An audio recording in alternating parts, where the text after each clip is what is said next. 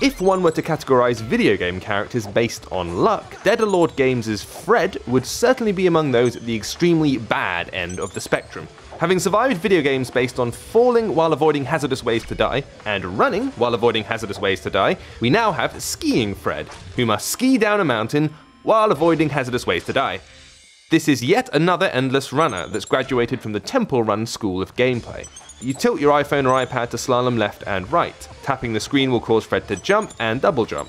Holding down on the screen will cause you to accelerate, which is useful given the Grim Reaper is always chasing you.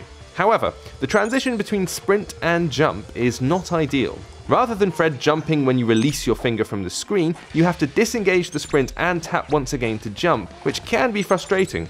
Also, given all the criticism we usually give game controls for being too loose, in the case of Skiing Fred, the opposite is true. The snowboard moves sluggishly across the screen. While it's easy to line up coins or swerve around obstacles, you don't have the freedom of movement you might expect as you slosh down the slopes. The game has a very vibrant, cartoony aesthetic and atmosphere, allowing you to chuckle at the ridiculous spinning blades of death, pendulums, and acts of nature that seem engineered to ensure Fred doesn't make it past breakfast. Presentation aside, the progression of gameplay is similar to that you'd find in pretty much any other Endless Runner title. Die, use coins to buy upgrades from the shop, complete missions, rinse and repeat. We've been saying it a lot with this genre, but it does bear repeating. Skiing Fred will give you basically the same experience you'd find in most other competent entries in the genre. If torturing this poor kid is your reason for rising in the morning, then this latest entry in the series will probably amuse.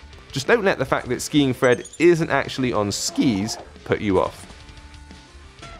This has been James with AppSpy.com.